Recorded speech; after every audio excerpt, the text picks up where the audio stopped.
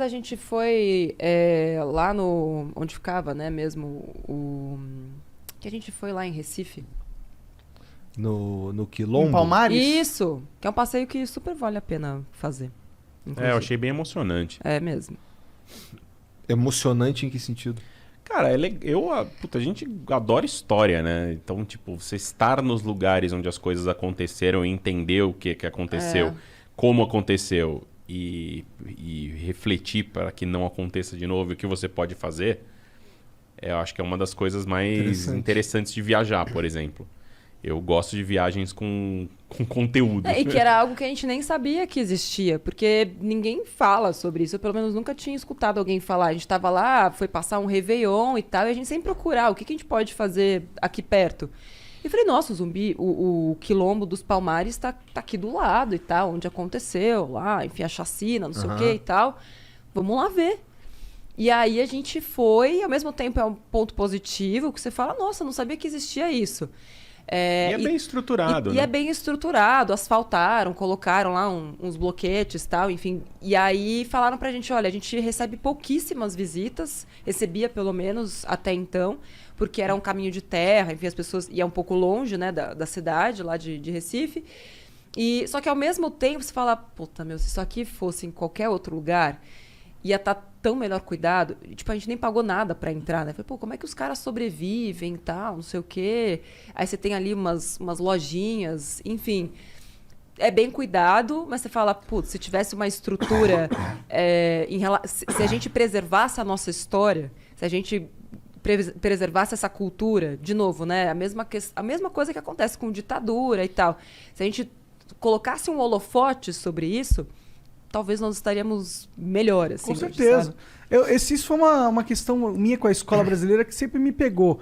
Eu aprendi muito mais sobre a Revolução Francesa do que qualquer coisa sobre o Brasil. Napoleão, tive que fazer biografia dele, mas nunca tive que fazer biografia de um presidente foda do passado, tá ligado? Talvez a gente nunca tivesse tido um, sei lá. Mas... Mas, sei lá, eu acho que a história realmente do Brasil é totalmente menosprezada pelos brasileiros. Ou pelo menos pela estrutura educacional pública, né? Eu quero refrigerante. E privada, porque eu sou estudante em escola privada. Não, e outra, né? Depois você vai descobrir que a história que te contaram na escola não é história real. Pedro Álvares Cabral descobriu o Brasil. Né? A Lei Áurea lá, né? Enfim, pô, é tudo mentira. Sim. Contaram uma história pra ficar bonito, não a história real. De verdade. Né? E aí você cresce, na verdade, com contos de fadas, não com história de verdade. A escola vira um negócio de resenha de um livro de fantasia. Pois é.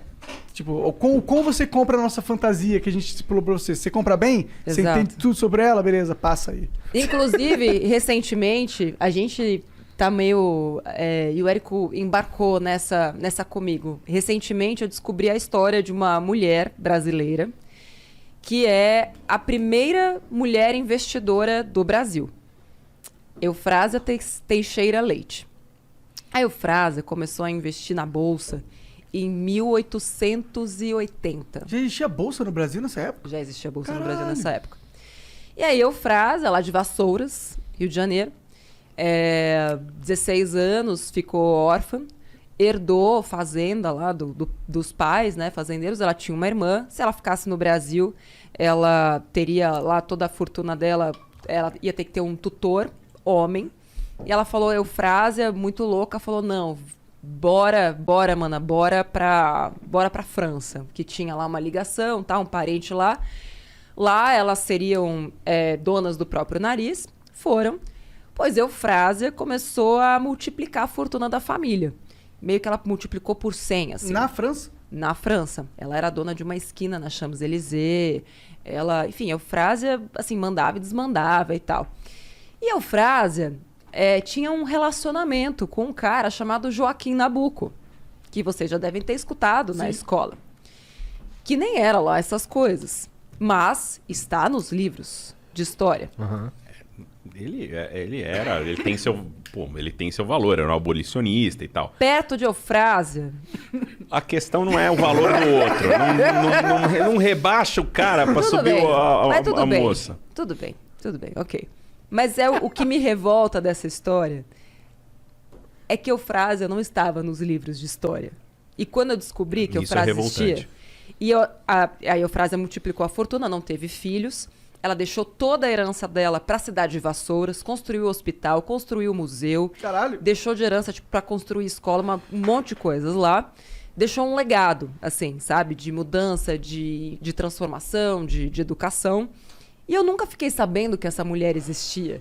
E quando eu descobri, eu falei, meu Deus, é como se parte das minhas referências tivessem sido roubadas, assim. Pô, tem tudo a ver com aquilo que eu faço.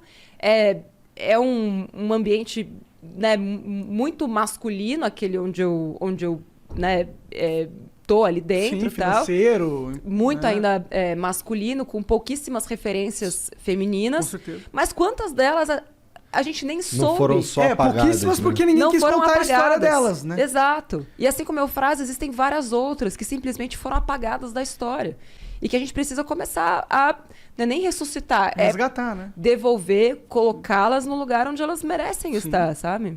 Com E certeza. pô, como tu tava fazendo uma pesquisa sobre quem foi a primeira investidora, como tu chegou nela? A responsável pela pesquisa é a Mariana Ribeiro. Ela é economista, uma das poucas mulheres que fica ali na mesa de operação. Aliás, Mari, um beijo para você. E a Mari tinha que fazer um trabalho de conclusão de curso, né, de TCC. Começou a pesquisar e descobriu a Eufrásia. A Mari é uma baita de uma obcecada, assim. E aí ela começou a fazer as pesquisas, descobriu a Eufrásia, e ela começou a pesquisar, e aí ela passou por todos os países. A Eufrásia tinha nota de corretagem em 5 continentes diferentes. Caralho. Pra vocês terem uma ideia. Numa época que era tudo feito por carta. Por carta. Se a gente pegasse o patrimônio da Eurásia naquela época... Da Eufrásia? Eufrásia, desculpa. Eurásia é outra porra. Putz, dá algumas toneladas de ouro. Era em ouro, Bilhões. né? Tipo, ela era uma bilionária da época. Era a bilionária da época, Ela tinha fortuna equivalente à fortuna do... Ela tinha uma fortuna maior do que a fortuna do próprio Dom Pedro. Caralho! Eufrásia é foda. E os caras só não Nossa, puseram ela ela é na muito história. foda. É interessante Como porque... é que some com uma pessoa dessa na história? Ah, não sumiu hoje, tá falando É só sobre você ela? não contar a história, né? É só você não contar, né? A história... Mas, porra. É só você não contar. Então, tipo, ela morre, ela não deixa herdeiros. Todo mundo ali de Vassouras sabe quem foi, porque tem a estátua dela, o hospital tem o nome dela e tal. Sim. Mas é aquilo. A influência dela se restringe a essa pequena região, porque a história do namorado dela, do cara que era o namorado, que era o Joaquim Nabuco, ela é mais contada. E ela continua sendo contada, porque, enfim, é mais fácil você ter heróis masculinos. O que é triste, mais triste dessa história é, assim, uma pessoa que poderia ter sido a heroína de infância da Natália. Poderia ter sido Nossa, nem me fala que dá vontade até de chorar. Poderia ter sido sua inspiração, como, porra, eu tive tantas inspirações. Pô, minha maior inspiração era a Mafalda. Tipo, era a única personagem que eu conseguia ter qualquer tipo de conexão, porque eu não me conectava com princesa. Foda-se as princesas, sabe? Pô, a Mafalda era minha maior heroína de infância. Eu vejo, tipo, quando eu descobri que o Quino morreu, eu quis morrer também junto, assim, Entendi. sabe? E poderia ter sido frase de fato, estudar na escola essa porra. Mas a gente vai fazer isso. A frase estará nos livros.